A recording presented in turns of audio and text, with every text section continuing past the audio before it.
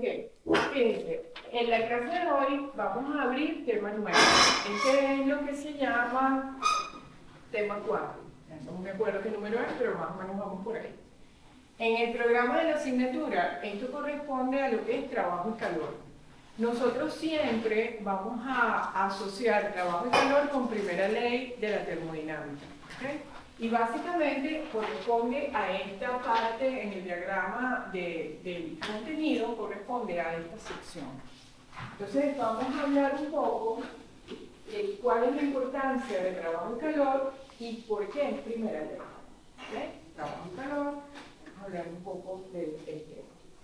Entonces fíjate, normalmente el trabajo está asociado a lo que se llama la transferencia de energía asociada a una fuerza que actúa a lo largo de una distancia. ¿Qué significa eso? Que si yo tengo, por ejemplo, voy a movilizar una piedra, el trabajo es la cantidad de energía que yo utilizo para hacer el movimiento de la piedra. Por lo tanto, el trabajo está asociado a cantidad de energía en movimiento, obligatoriamente. ¿Ok? Si no hay movimiento, no hay trabajo. Eso es una ley. Entonces, el desplazamiento, ¿verdad?, va a determinar que ocurrió un trabajo.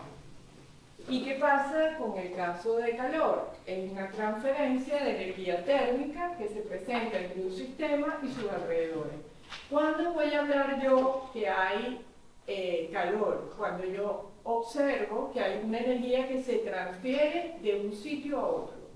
No hay desplazamiento, la energía es una energía que se transfiere y va en una dirección en particular.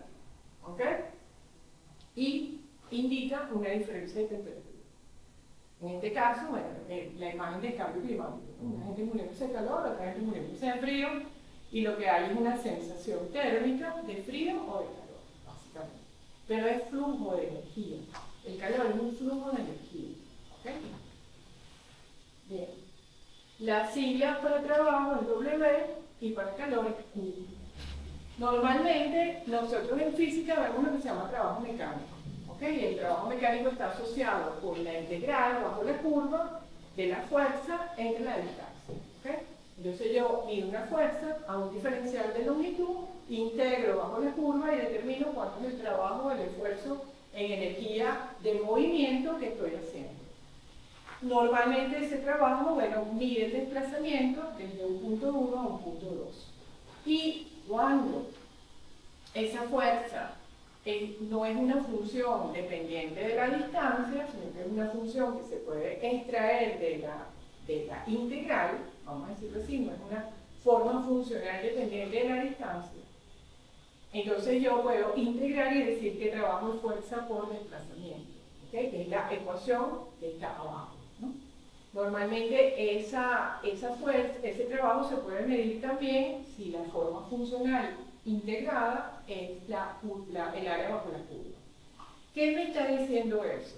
Que si el área bajo la curva cambia, el trabajo va a cambiar. Por lo tanto, si una función, si una propiedad de un sistema cambia por la trayectoria, no es una función de estado. Entonces el trabajo en sí ya no es una función de estado. ¿Por qué? Porque su forma funcional depende de la trayectoria que siga. Porque la trayectoria es el área bajo la curva. ¿Correcto? ¿Sí? ¿Se ve? Cuando hablamos de funciones de estado, que hablamos que era entalpía o energía interna o funciones de estado como PVT, hablamos que eran funciones que no dependían de la trayectoria.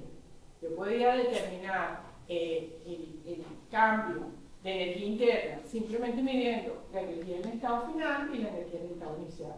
Y no me importaba cuál era la trayectoria que siguiera. La definición de estado dice eso, pero cuando nosotros empezamos a hablar de trabajo y calor, nos vamos a dar cuenta que ellas no son funciones de estado. Por lo tanto, ¿por qué? Porque la forma funcional del trabajo es una integral de una forma f por diferencial de x, que es el desplazamiento. Y si yo, esa forma funcional f cambia, porque cambia la forma de la curva, entonces quiere decir que depende de la trayectoria. Por lo tanto, ya de entrada, el trabajo no es función termodinámica, no es función de estado. Por lo tanto, lo que podemos saber es que esa F puede ser una fuerza constante que es independiente, ¿verdad? Puede ser una fuerza constante y la puedo integrar y simplemente al final voy a determinar el área bajo la curva como el producto de esa fuerza constante por el desplazamiento seguido. Ahora bien, ¿qué unidades maneja trabajo? Maneja Newton por metro, que es equivalente a Joule. Pero ¿qué vamos a ver nosotros como trabajo termodinámico? Porque esa es la definición para trabajo mecánico. En trabajo termodinámico, nosotros las fuerzas las tenemos asociadas ¿a quién? A la presión, ¿verdad? La presión es fuerza entre área.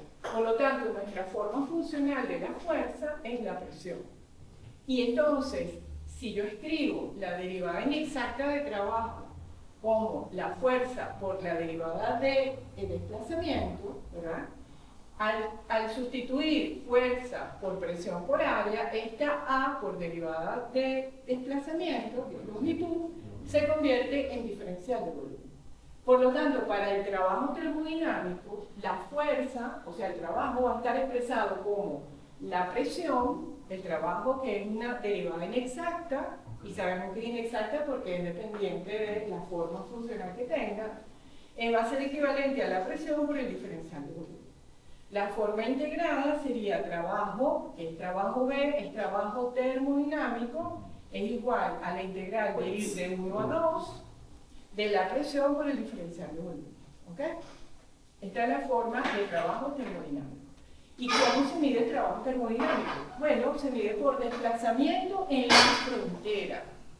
Cuando hay desplazamiento en la frontera, es que yo digo que hay trabajo.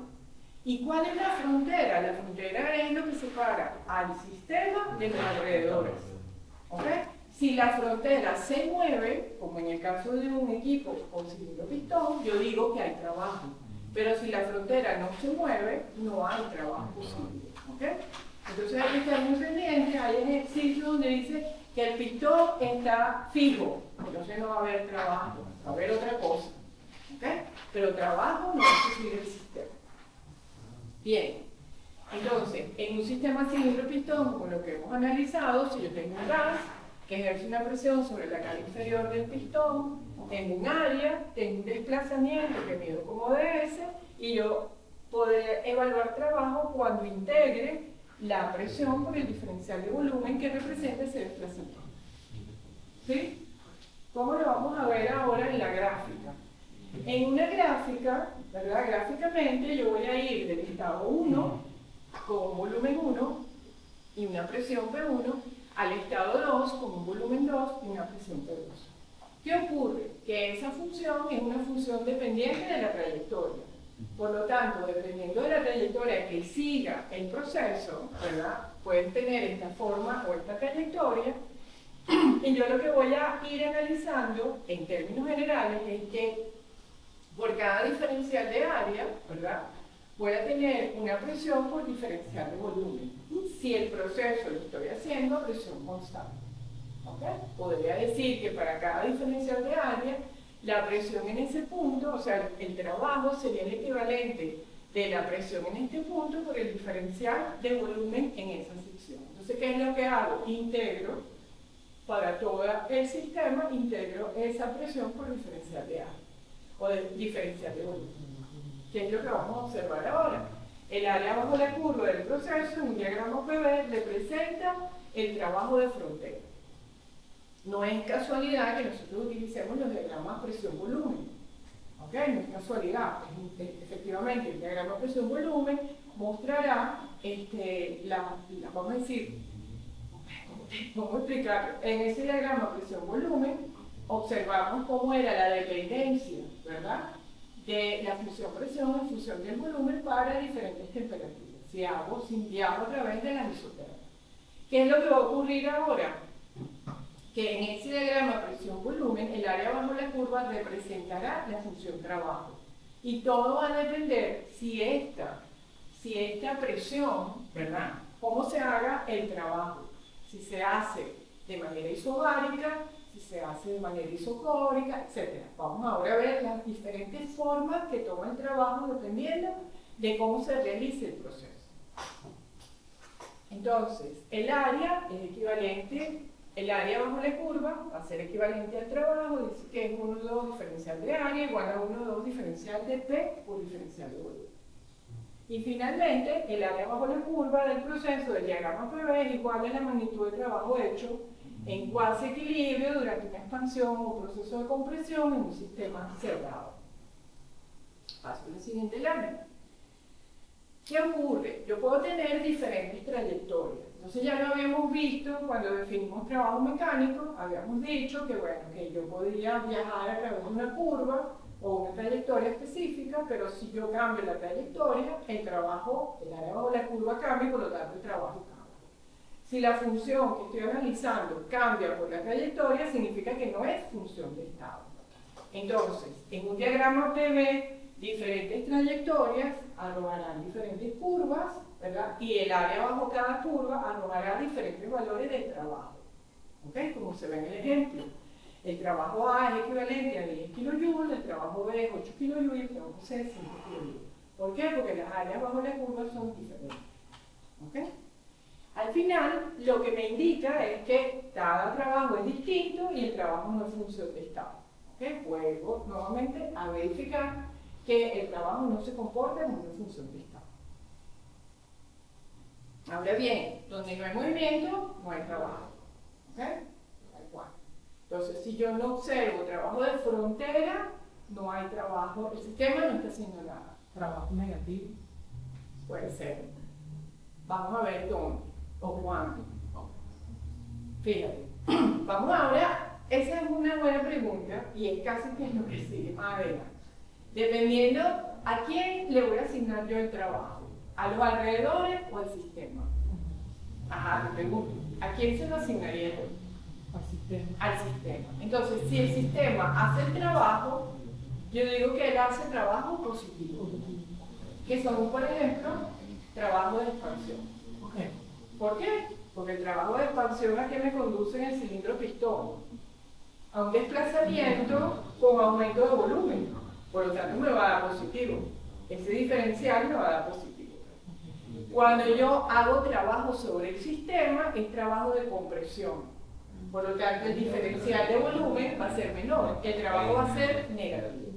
Entonces, se establece como regla general que el trabajo positivo es el que hace el sistema y el trabajo negativo es el que yo hago sobre el sistema. Ahí tienes tu respuesta. ¿Okay? Eso es lo que veremos más adelante. Pero está bien que lo hagas porque luce interesante. Entonces, trabajo negativo es el que yo hago sobre el sistema y trabajo positivo es el que el sistema realiza. Y casi siempre ese trabajo positivo son trabajos de expansión. Cuando un gas se expande y el trabajo de compresión es el trabajo que los alrededores hacen sobre él. Entonces aquí tenemos el ejemplo. ¿Por qué? Porque los desplazamientos en un caso van a ser positivos, mientras que en el otro caso van a ser negativos. Y simplemente lo que me estoy moviendo en la curva anterior, vamos a verlo un momentito. En esta curva, si yo me muevo de aquí para acá, es trabajo de expansión. Pero si me muevo de aquí para acá, es trabajo de compresión. ¿Ok? Entonces lo que estoy haciendo es que cuando tomo la integral, tomo límites diferentes. El límite superior es menor que el límite inferior, por lo tanto me va a dar negativo. Y eso lo tienen que tener claro, porque esa es la forma de saber si un equipo está haciendo el trabajo correctamente, cuando se calcula. Por ejemplo, una bomba. ¿Qué hacen las bombas? Comprimen líquido. ¿Qué trabajo harían? Si lo estoy comprimiendo, me debe dar negativo, ¿verdad? Porque estoy comprimiendo el líquido. La presión de salida va a ser mayor que la presión de entrada. ¿Ok? Entonces, ahora, cuando veamos dispositivos que apliquemos primera ley en diagramas termodinámicos, nos vamos a dar cuenta que hay equipos que dan trabajo negativo, o que conducen al trabajo negativo, pero hay equipos que dan trabajo positivo. Por eso es importante la convención de ciclos. Entonces, trabajo que se hace sobre el sistema es negativo y trabajo que el sistema hace sobre los alrededores es positivo. Y aquí está la explicación. Aquí me da un delta B que es menor que 0 cuando comprimo y cuando expando me va a dar un delta B de volumen, cambio de volumen positivo. En un caso negativo y en otro. O sea, el sistema que es lo que yo siempre estoy analizando, me va a decir que si el trabajo se hace sobre él, es negativo, pero si él hace el trabajo, es positivo. Les recomiendo que guarden eso en algún lado, con mucho librito, ¿no? Bien. ¿Qué ocurre con el trabajo? Ya sabemos que el trabajo va a ser una función de la fuerza y la fuerza es una función de la presión. Por lo tanto, el trabajo es una función de la presión. Está asociada con ello. ¿Qué va a ocurrir cuando yo tengo un sistema, por ejemplo, que está cambiando de volumen como ese cilindro pistón, ¿no? Yo a medida que voy quitando peso, el volumen baja en expansión. ¿Qué es lo que va a ocurrir entonces? Si yo planteo la ecuación de trabajo, yo sé que la presión, ¿verdad?, también es un funcional del volumen, y por lo tanto, este integral, para poder resolver este integral, tengo que saber si es la forma funcional de P. ¿Me explico? O sea, yo tengo que averiguar cómo se comporta P, si es un funcional de B, cuál es la forma en que está descrita. ¿Ok? Entonces, ¿qué es lo que se hace? Se analizan los diferentes casos. Recuerden siempre, siempre, que en este análisis inicial, nosotros siempre en los análisis iniciales vamos a empezar con sistemas cerrados. ¿Qué es un sistema cerrado? Donde no hay transferencia de masa. ¿Ok? Sí de calor, más no de masa. ¿Ok? Pero puede haber desplazamiento. ¿Ok? Puede haber trabajo. Él está cerrado, pero no está bloqueado. Puedo tener un pistón móvil. ¿Ok? Como es el caso que estamos analizando. Entonces, cuando yo estoy en un sistema que el proceso se lleva de forma isocórica, ¿qué ocurre con el diferencial de volumen? Cero. Es cero, no va a haber desplazamiento de frontera. ¿Qué significa eso? Que no hay trabajo. Entonces, para sistemas isocóricos o procesos isocóricos, el trabajo es cero. No se calcula trabajo porque no hay desplazamiento. ¿Okay? No hay movimiento de la frontera. ¿Okay? Entonces, de entrada, el sistema es cerrado y el proceso se hizo isocóricamente, pues no hay trabajo a realizar.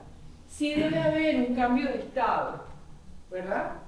Porque puede ser que se ocurrió un cambio en el volumen no cambió, pero sí cambió la presión, ¿verdad? En este caso cambió presión y temperatura. ¿Okay? Entonces ahí no va a haber trabajo, pero sí va a haber otra forma de energía, que puede ser calor o puede ser energía interna. Cambio en la energía interna del sistema.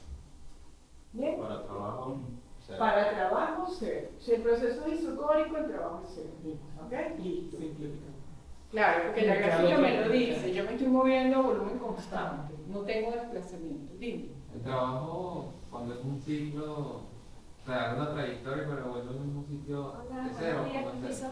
¿Perdón? Cuando llego a una trayectoria, pero vuelve al mismo punto, ¿hay trabajo o es cero? Yo no recuerdo muy bien si...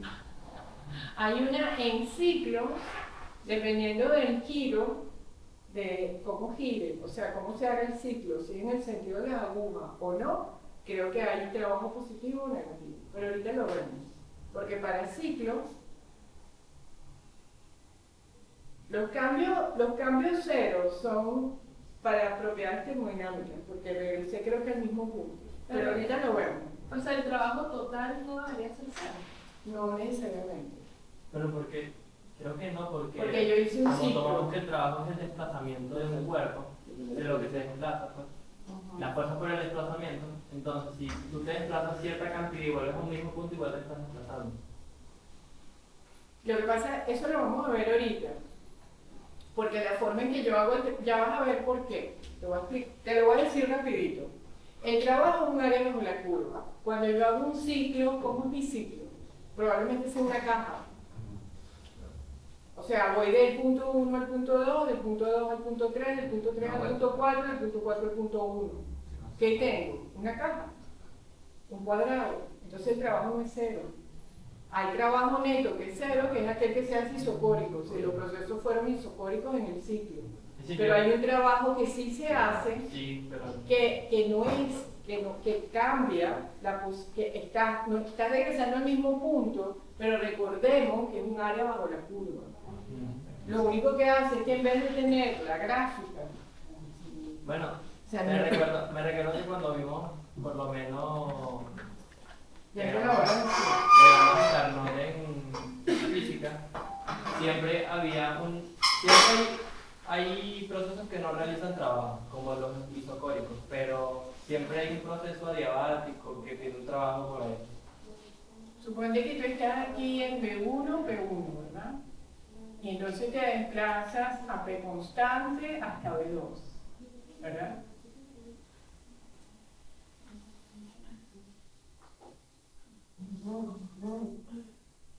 ¿Ok?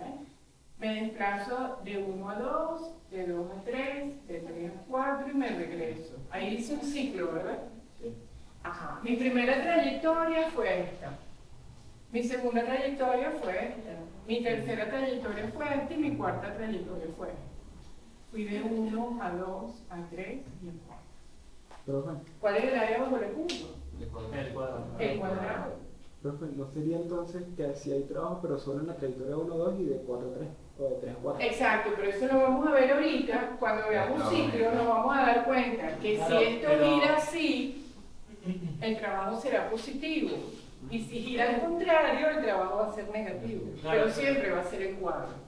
Ahorita lo vemos. Respecto a lo que dicen, Es en relación a los ciclos. lo que te genera trabajo sería la sombra que hace sobre el eje. Claro, porque fíjate, aquí yo grafico así, ¿no? Todo el área bajo la curva es todo esto, completo. El área aquí bajo la curva, bueno, no hay área, No hay, es un punto. Y el área aquí bajo la curva es este pedacito de aquí abajo. Y luego regreso, entonces, ¿cuál es el área total? En la primera etapa, de ir de 1 a 2, el área bajo la curva es todo esto. ¿Cierto? Sí. Pero en la segunda etapa, o en la etapa donde el trabajo no se hace cero, ¿cuál es el área bajo la curva? Es el espectro. Es este pedacito, ¿no? Sí. Entonces lo que hago es, a todo este rectángulo le resto este. Por lo tanto, este es el trabajo neto del ciclo. Entonces nunca me va a dar cero. Claro, lo que quiere decir que, por ejemplo, claro, del punto 1 al punto 2 sí va a haber Porque cambios. depende de la Pero trayectoria. cuando ya entramos en el proceso isocórico, no va a alterar el trabajo. Claro, el trabajo es cero en un proceso. Ya cuando volvemos a otro Cuando tipo de volvemos a proceso, tener ahí se va a volver a desplazamiento, alterar. volvemos a tener otra área. Claro, la cuestión es que nunca vamos a tener un ciclo que sea solamente un proceso isocórico. No, claro. Por eso, nunca vamos a tener un ciclo con un solo proceso. Vamos a tener No. un ciclo con más de Exactamente. un proceso. Exactamente. Porque los ciclos son etapas, son diferentes etapas que realizo bajo ciertas condiciones. ¿Ok? ¿Sí? ¿Se respondió la duda? Sí. Ok, chévere. Entonces, en los isocóricos el trabajo es cero. En los procesos, entonces, esta integral se convierte en cero y el trabajo neto que hizo el sistema es cero. En el siguiente caso es el proceso isobárico, lo que estamos observando ahorita. Yo me muevo a presión constante pero con cambio de volumen. ¿Qué significa eso? Que yo tengo desplazamiento. Como P es constante, yo la puedo sacar de la integral, porque no es una forma funcional de B. Por lo tanto, la integral la puedo escribir como P constante, la integral entre 1 y 2 del diferencial de volumen. Esto es una integral demasiado simple, que es el delta de P. ¿Ok? Por lo tanto, para procesos isobáricos, el trabajo es presión por diferencial de volumen, por delta de P, directamente, del estado 1 al estado 2. ¿Ok? Y es lo que estamos viendo ahí, que era lo que estamos viendo acá. Ahora bien, ¿qué ocurre cuando el proceso es isotérmico? En los procesos isotérmicos lo que está constante es la temperatura. Entonces, la presión y el volumen están cambiando. ¿Por qué? Porque yo me estoy moviendo a lo largo de la isotermia, que es la curva que está aquí pintada.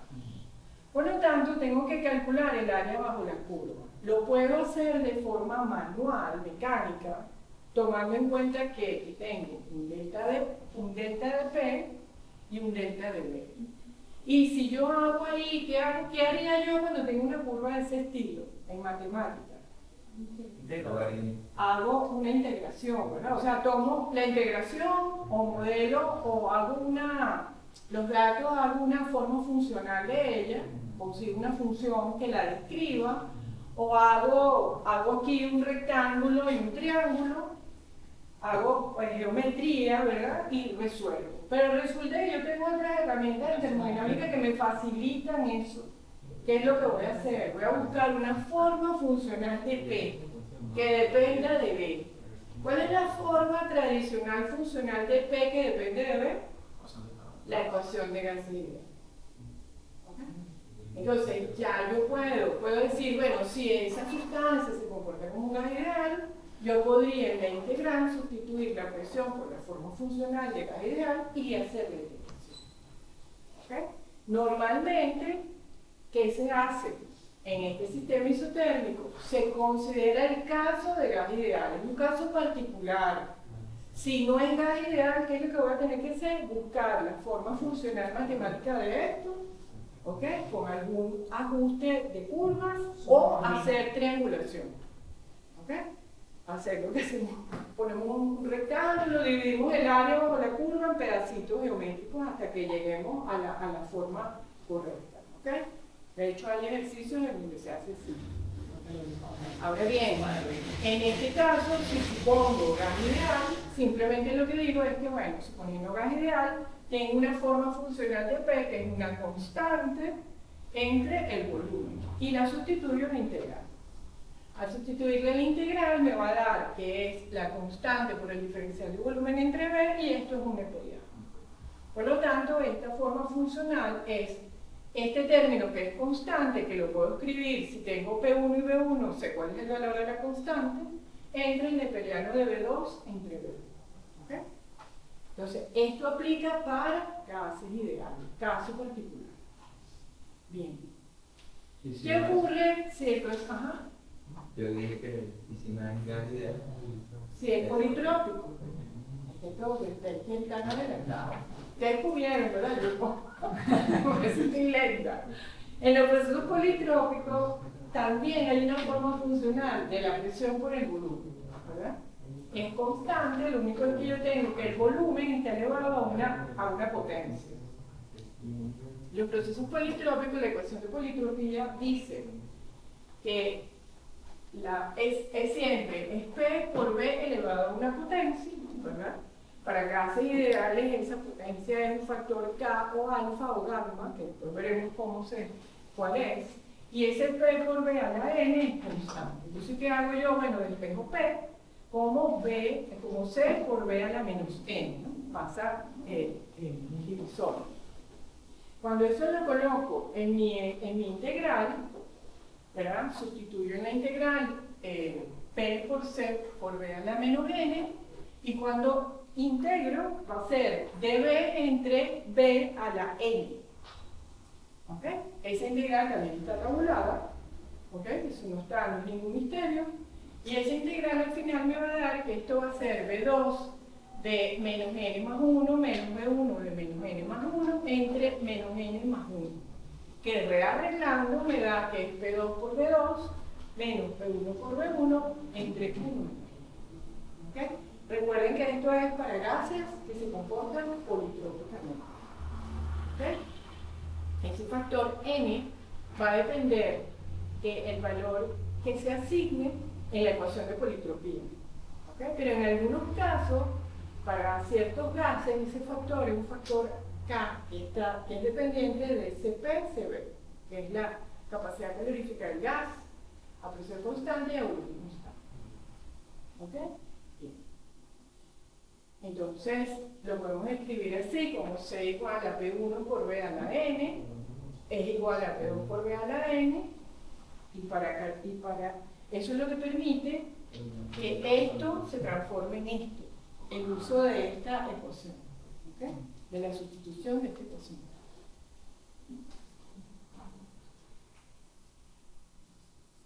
Por lo tanto, el trabajo también pudiese escribirse en términos de la temperatura, cuando el producto de P2 por B2 se sustituye por T2, por MRT2, y el producto de P1 por B1 se sustituye por MRT1. ¿Okay? Entonces, yo pudiera utilizar la ecuación de politropía. Si tengo cambio de volumen y presión, puedo evaluar trabajo, pero si tengo cambio de, por ejemplo, de presión y temperatura, lo puedo hacer con la temperatura. Calcular el trabajo en base al cambio de temperatura que sufrió el gas. Porque a veces con la ecuación de politropía no todos los datos, o sea, no tengo todos los datos para trabajar con PID. Puede ser que me digan que el gas se comporta politrópicamente, pero lo que me dan es el cambio de temperatura que sufrió el gas. Entonces lo que hago es que me voy a esta forma de medición de trabajo. ¿Sí? Bien. Y en este caso es cuando tengo gas ideal, ¿verdad? Este es mi caso de gas ideal y este es mi caso para trabajo politrópico. ¿Ok? Bien. ¿Qué ocurre ahora cuando el trabajo es adiabático? Lo que va a cambiar es que la forma, la isoterma, no tiene esa forma curviada, sino que tiene una forma más recta, ¿no? ¿Por qué? Porque cuando tengo adiabaticidad, no hay transferencia de calor hacia los alrededores, por lo tanto ese calor queda internamente registrado. Los cambios de temperatura son cero. En el proceso adiabático, normalmente cambiamos entonces. Aquí es donde aparecen las constantes de CP y CB. Cuando consideramos que P por real acá es constante, siendo ese acá el coeficiente de compresión adiabática. ¿Okay? Entonces, ese coeficiente de compresión adiabática no es más que la relación entre la capacidad calorífica a presión constante de la sustancia entre la capacidad calorífica a volumen constante de la sustancia. ¿Okay? Cuando haya adiabaticidad, se considera entonces esta forma funcional de la ecuación, ¿verdad? Y se hace la integral de trabajo, nuevamente. Por lo tanto, al final, en vez de ser n, el factor es k. ¿Sí? Y k lo puedo calcular a través de los CP y CP. ¿Sí? Bien. Ese es en el caso de adiabaticidad. ¿Qué nos dice ahora el CP? O sea, ¿qué nos dice K para los diferentes gases? Si es monoatómico, tiene un valor fijo de 1,67. Si es diatómico, tiene un valor fijo de 1,4. Y si es poliatómico, tiene un valor fijo de 1,3. Sin embargo, puede ser que me den la molécula y yo vaya a la tabla de propiedades del compuesto, consiga CP y CB y calcule mi propio K. ¿Okay? Pero si te dicen, si no te dan la molécula, pero no te dicen el compuesto, mejor dicho, no te dan su nombre y apellido, pero te dicen que es poliatómico, tú utilizas un K de 1,3. ¿Okay? ¿Me explico? ¿Por qué esta tabla? Bueno, porque puede ser que no me digan la molécula, pero me digan que es un gas que es poliatómico o monoatómico. Entonces ya yo sé cuál es el valor de K. No necesito saber quién es la sustancia. Simplemente con la descripción del tipo de gas, ya yo sé cuál valor de K voy a utilizar. ¿Okay? Este es como un estándar. Recuerden que la ingeniería es pragmática. A ella no le gusta estar sacando mucha cuenta. A ella le gusta tener los datos para ir metiéndolos en bloque. ¿Okay? Entonces, nosotros, ¿qué es lo que hacemos cuando hacemos este tipo de cosas? Tomamos el camino más rápido para obtener un resultado. Y muchas veces lo que hacemos es pragmáticamente decidir, bueno, si los gases se comportan así, este es el valor. Si se comportan así, este y ya está. Para no estar buscando tablas, para no tener que tener un libro con el CRC con todas las propiedades CP y CB de todas las sustancias. ¿Me explico? Me reduce el número de incógnitas rápidamente cuando yo entonces generalizo de esta manera para poder tener el valor requerido.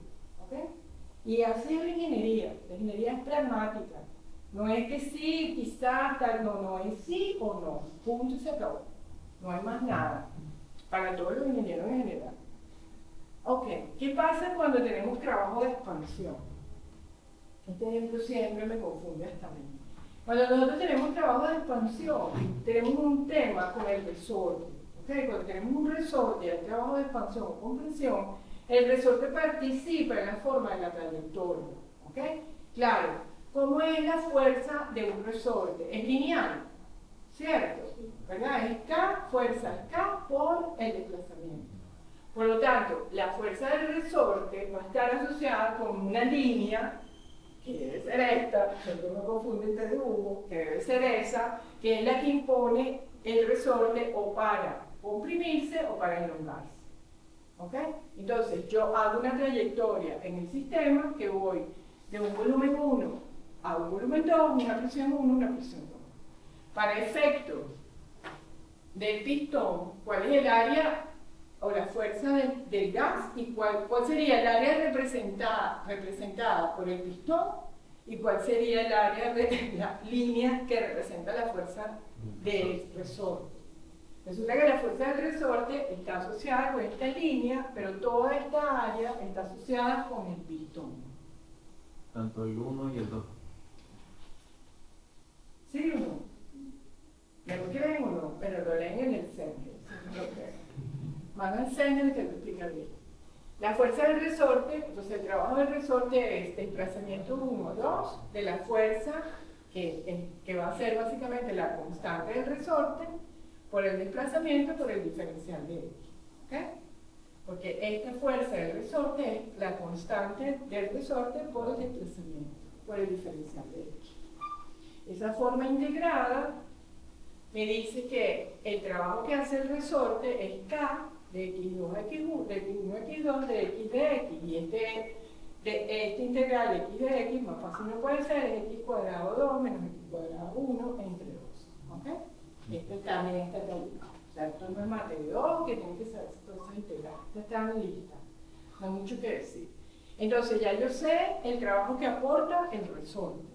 Ahora tengo que calcular el trabajo que aporta el pistón. Para el trabajo que aporta el pistón, hago balance de fuerzas sobre el pistón. Y básicamente es la sumatoria de todas las fuerzas en el sistema.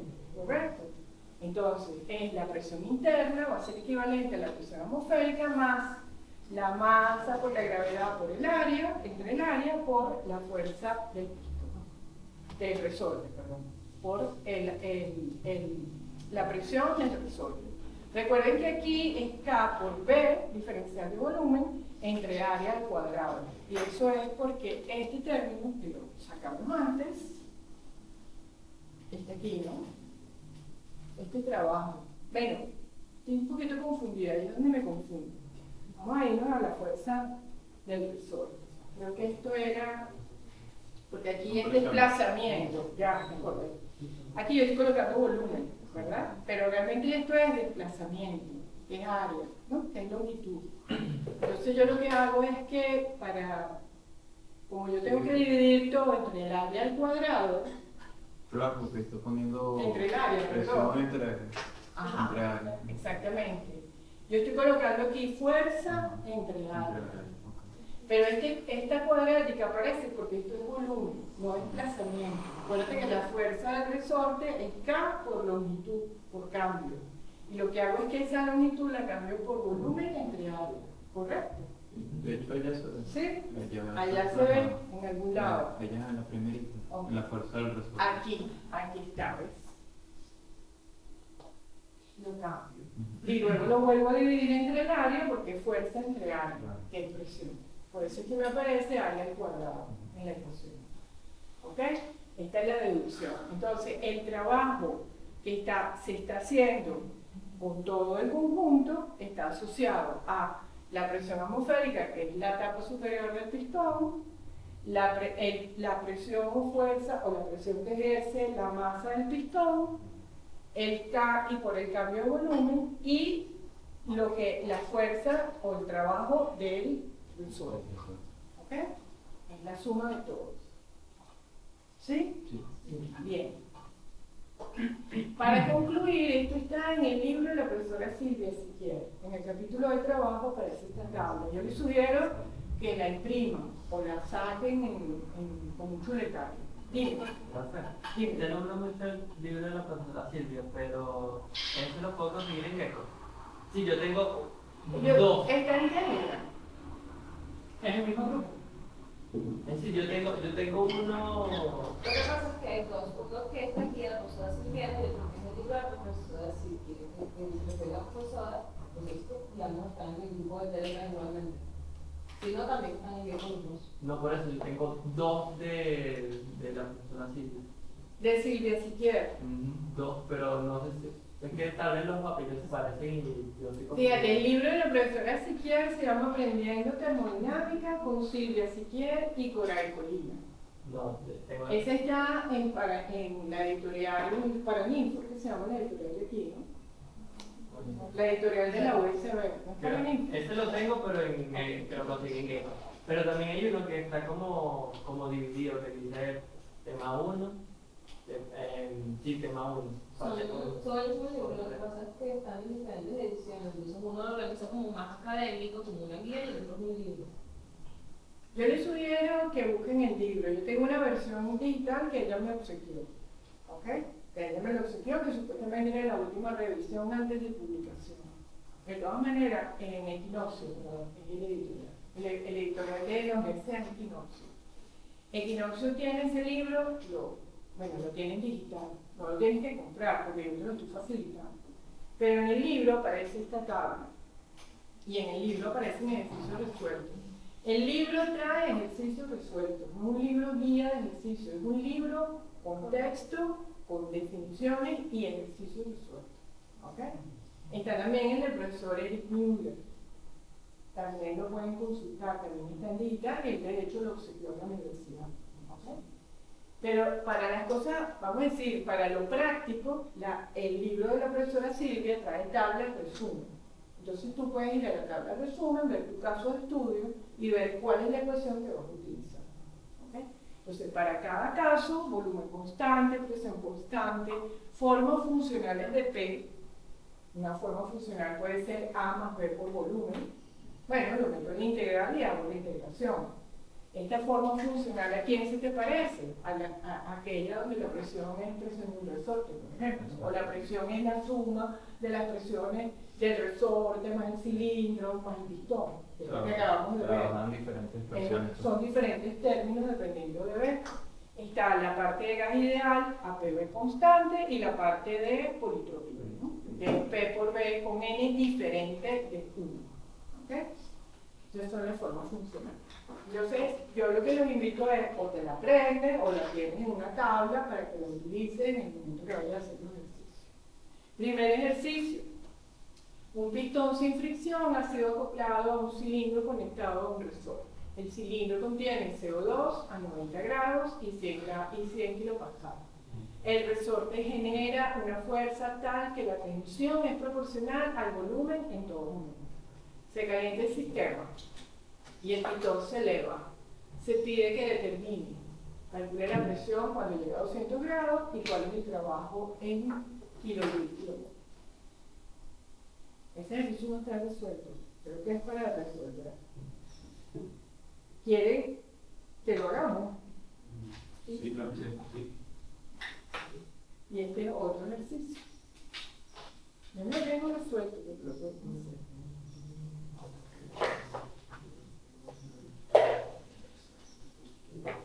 Bien.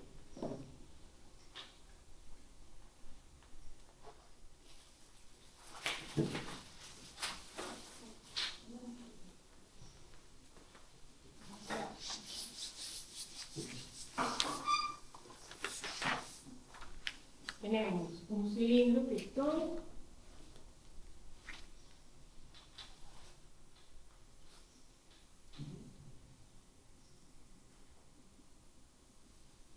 Y este cilindro está conectado a un resorte.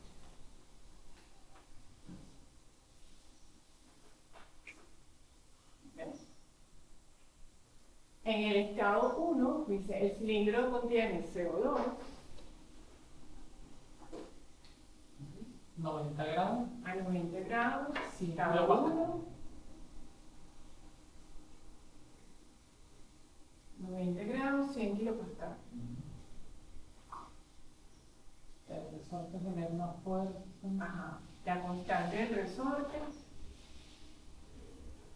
es igual a qué? No, el resorte genera una fuerza, cambia la presión que es proporcional al volumen en todo momento. Ok. Se eleva el sistema. O sea, acá es proporcional a B. Perdón. La fuerza del resorte es proporcional al volumen. ¿Sí? Ok. Es lo que me están diciendo. Ajá, entonces el resorte genera una fuerza tal que la presión es proporcional al volumen en todo momento. Se calienta el sistema y el pistón se eleva, se pide. Se calienta hasta 200 grados, me imagino yo.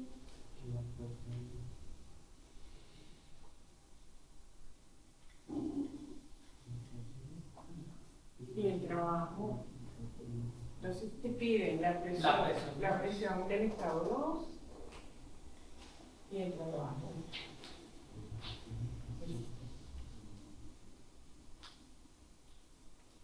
¿Por dónde inicio?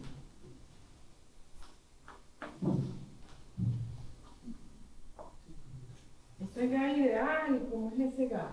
¿Verdad? ¿Tengo tablas de seguro? Sí. Sí. En el estado 1 ese gas, ¿en qué condición está? Tengo presión y temperatura. ¿Qué debería estar buscando en ese estado 1? Volumen específico.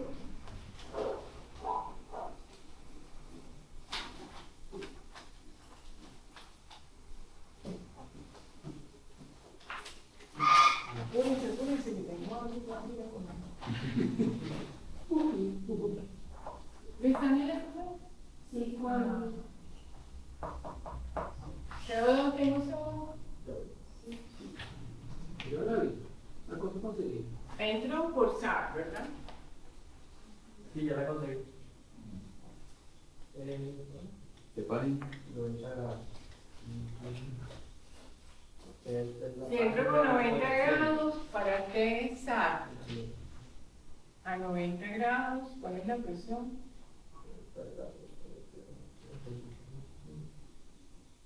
No hay 90 grados. No hay 90 grados. ¿Cuántos grados hasta cuándo llega? No, digo que se lo salta, pues. Llega a 80 y pasa de una vez a 100. Ah, bueno, interpola.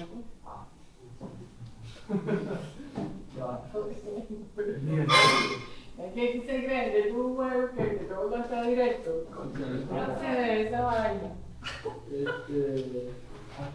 ¿Y qué presión? Ajá, pero dime, disculpa, en la tabla SAR, dime, en la tabla SAR, dime las temperaturas y la presión. No sé, es que creo que tampoco está la Ajá, presión. No, la presión sí está, solamente que te la dan que si 400 kilopascales. No, sí, hay de 100 kilopascales. Sí. Esa temperatura está en centígrados, ¿no? Para el CO2. Ajá. ¿Me puedes dar qué temperatura y presión está entre este hermano? No, o sea, la presión es la misma, la presión. Estamos entrando por SAR de 100. Esta es el que nos pasó Miguel en la página 21. Arriba a la izquierda. Esta es la tabla,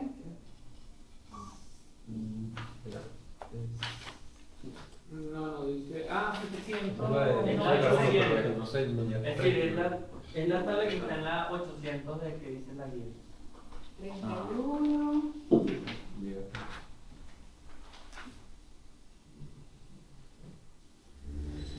No,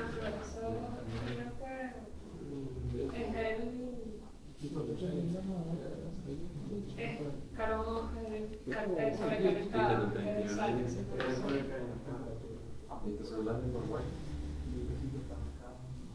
Sí, la 800 es... Si yo entro por presión, que son 100 kilopascales, tampoco tengo ahí, ¿verdad? No, pero es que no tenemos 100 kilopascales con esa. No tiene ni 100 kilopascales ni 90 grados. Quiere decir que en esta tabla no está. Ah, no está. Muy bien. Me voy para la de, me voy para el sobrecalentado. La mínima que tengo son 400 kilopascales. 400, sí. Con temperatura entre 80 y 100. 180. ¿Con qué dato voy a interpolar ahí? No tengo. Cuando ¿Qué es lo que debería hacer? Llora. No, ya yo te di gases ideales y reales. ¿Qué debería ser yo?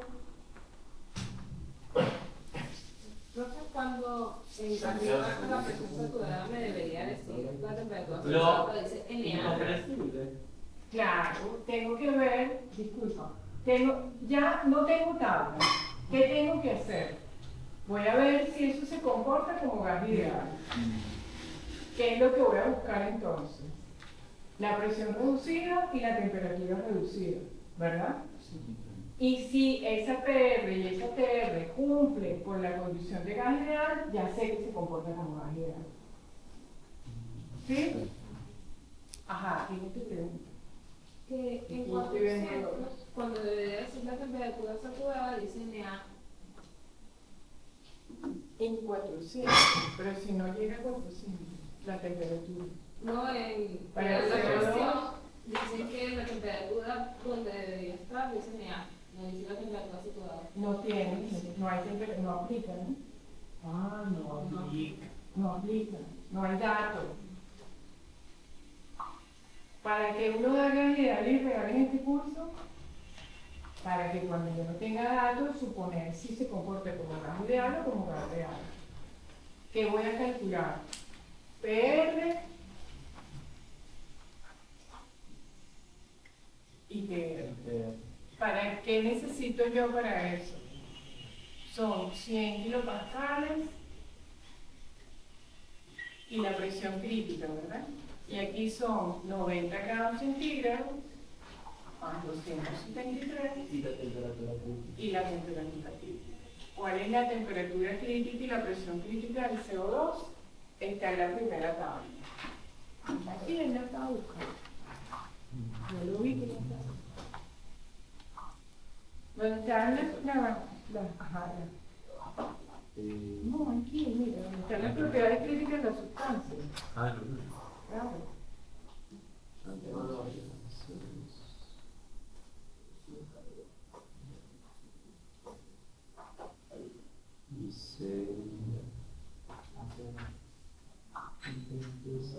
Temperatura 304,2. 4,2.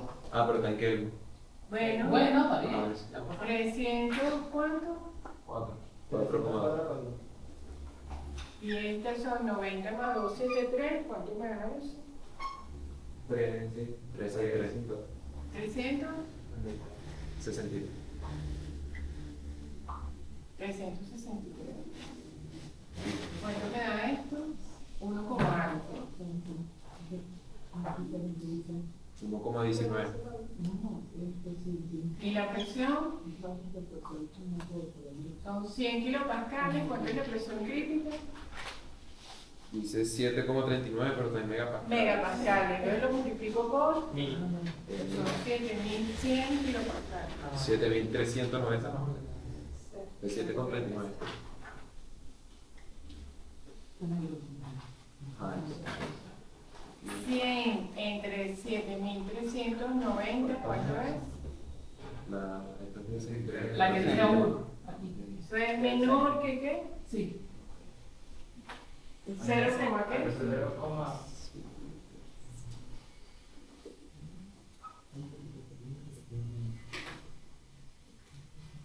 Es 0.013531. Y esto es mucho menor que, ¿cierto? Sí. Entonces ya por ahí puedo considerar que es gas ideal, ¿verdad?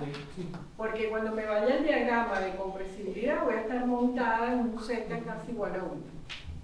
Por lo tanto, esto me lleva a que se va a comportar como gas ideal.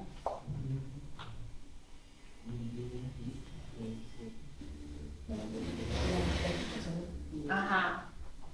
Siguiente. El estado 2 es 200 grados centígrados. Y se está comportando como gas ideal. Y me están diciendo que ese resorte genera una fuerza tal que la presión es proporcional al volumen en todo momento. ¿Qué significará eso?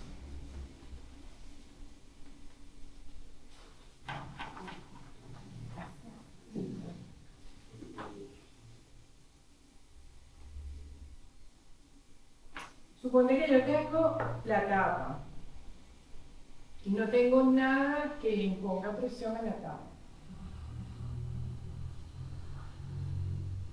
Y ahora suponte que tengo la tapa, pero tengo algo que le impone presión a la tapa. ¿Cómo se realiza ese proceso?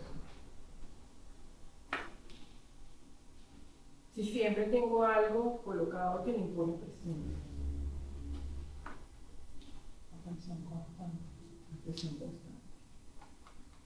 Entonces, la presión 2, ¿cómo será? Si ese cambio de temperatura se hizo a presión constante, porque siempre tengo una fuerza contraria que le impone al sistema, a pesar de que hay cambio de volumen, siempre tengo una fuerza constante que le impone, que le impide el movimiento. Entonces, de 1 a 2 debía haber ido isobáricamente. ¿Ok? Entonces, si fui isobáricamente, pues, bueno, la presión 2 es equivalente a la presión 1, porque todo el proceso se hizo de forma isobárica. ¿Y cómo calculo ese trabajo?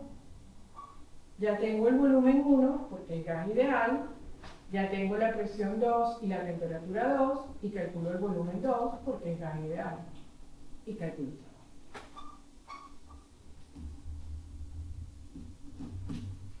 ¿Por qué lo voy a hacer así? Porque no me dieron ni siquiera señas de la constante del resorte. O sea, que no puse balance del pistón, no me dieron ningún dato. Entonces me la tengo que ingeniar con lo poco que tengo, resolver el problema. ¿Ok? Entonces no se pongan a inventar en el ejercicio. El ejercicio les da los datos que usted necesita. Lo que tiene que buscar la forma en que lo va a resolver.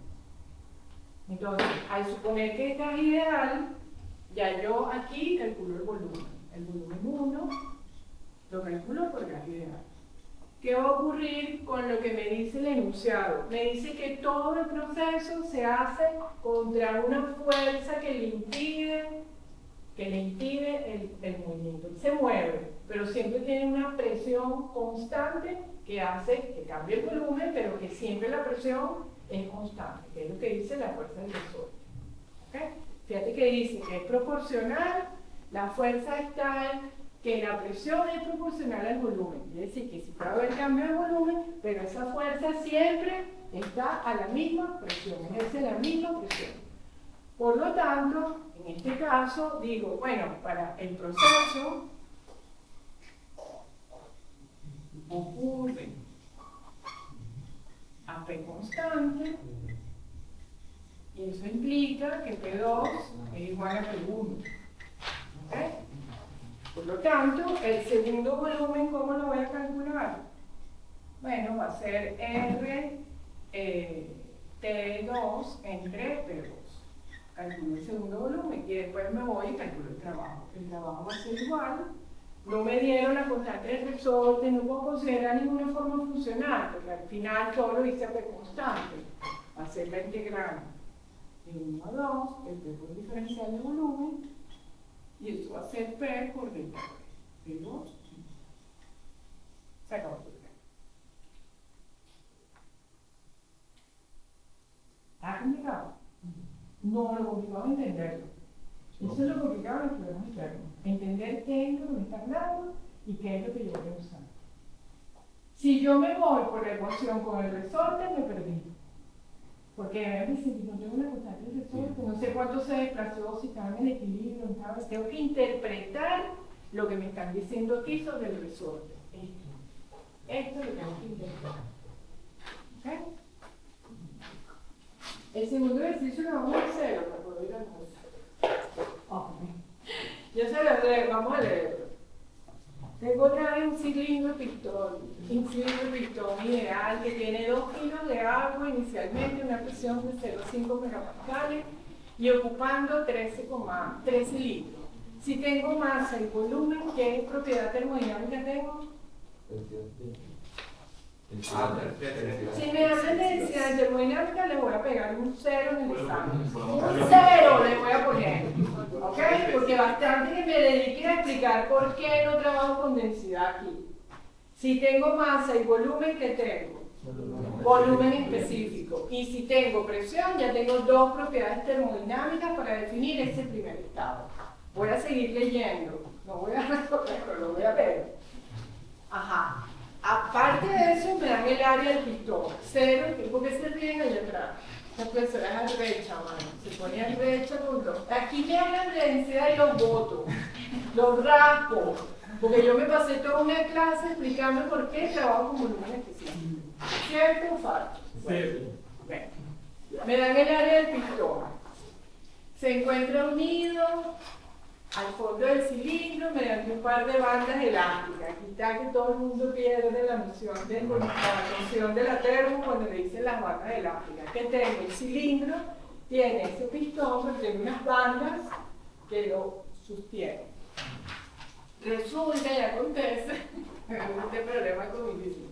Tiene las dos bandas idénticas, ¿verdad? Las cuales inicialmente no ejercen fuerza sobre el pistón y se tensan una vez que el pistón se encuentra a una altura de 13 centímetros con respecto a la base del cilindro. ¿Qué significa eso? Que si este es el pistón y yo tengo mis bandas, ¿verdad? Ese pistón, si está en la base del cilindro, bueno, no viene nada, ¿no? Está abajo. Y que solamente cuando se alcanza, ese pistón alcanza 13 centímetros, o sea, se eleva, es que entonces las bandas empiezan a imponer su fuerza para moverse. Cada una de las ligas representa un comportamiento lineal, ¿okay? Y hacen falta 200 kilonewtons para estirar cada una de ellas, hasta que alcance una longitud de 1 metro. Si el sistema se calienta hasta que el volumen alcanza 160 litros, calcule presión y temperatura en el estado final, diagrama PV, TV del proceso y trabajo realizado. Aquí lo más complicado es entender que estoy en una posición de reposo de la banda y que voy a llegar a una posición de estiramiento de la banda. Dígame. La banda se comporta como rotor. Tal cual. Es el que impone la presión al pistón. ¿Ok? O sea, la banda impide el libre movimiento. Por lo tanto, esta fuerza, en el balance de fuerza, aquí tengo que colocar la presión o la fuerza que ejercen las bandas, pero por duplicado. ¿Ok? Por duplicado. ¿Okay? Entonces, bueno, lo dejo hasta aquí, lo resolvemos en la clase práctica, o lo van resolviendo, si tienen dudas. De todas maneras, en la guía de Carlos Castillo, creo que del primer parcial aparecen algunos ejercicios de cilindro pistón. No sé si con trabajo o sin trabajo. Y la salí grabada ahí.